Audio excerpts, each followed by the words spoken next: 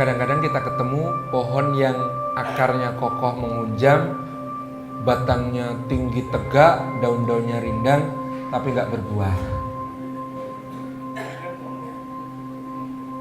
Jangan-jangan juga termasuk yang sedang berbicara kepada Bapak Ibu sekalian.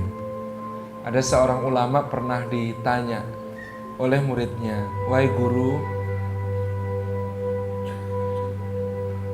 kenapa ada orang ibadahnya baik, tetapi akhlaknya kasar dan keras? Sebaliknya ada orang sangat santun, lembut, baik hati kepada sesama, tetapi ibadahnya kacau dan rusak. Bahkan dia banyak bermaksiat." "Subhanallah anakku," kata gurunya, "mudah-mudahan orang yang ibadahnya baik, dengan ibadah itu dia semakin kenal dengan Allah.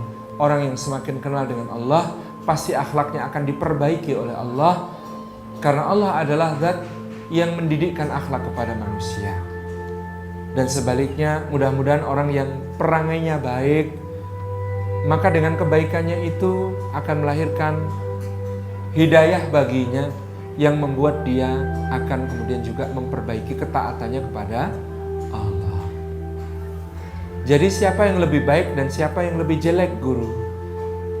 Apakah orang yang ibadahnya baik tapi akhlaknya buruk, ataukah orang yang perangainya baik tetapi dia bukan ahli ibadah?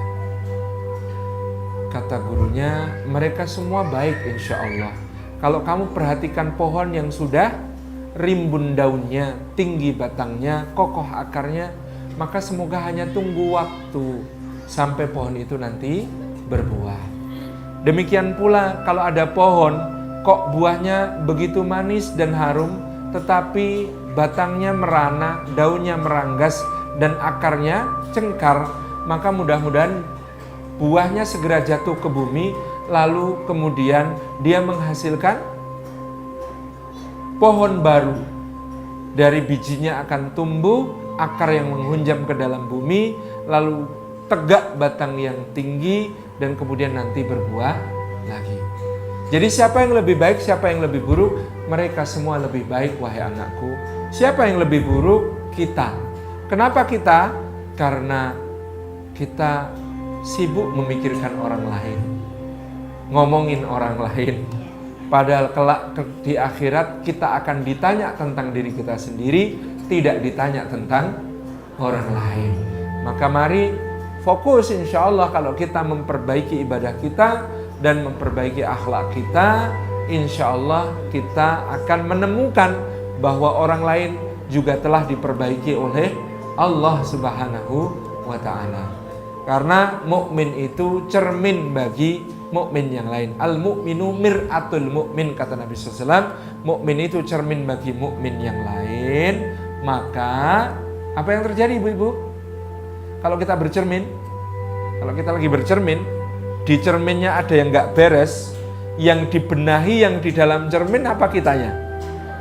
Kita. Maknanya orang mukmin itu cermin bagi yang lain. Kalau kita melihat pada diri saudara kita ada yang gak beres karena dia adalah cermin kita, maka yang kita beresi adalah diri kita sendiri. Masya Allah ya. Rasulullah itu indah sekali kata-katanya. Al-mu'minu mir'atul mu'min. Mukmin itu cermin bagi mukmin yang lain. Maknanya kalau kita ngelihat saudara kita kok gak beres ya, kita sedang bercermin, maka kemudian yang kita beresi pertama-tama adalah diri kita sendiri. Maka insya Allah bayangan kita di dalam cermin itu juga akan membaik, akan menjadi indah. Wallahu a'lam bishawab.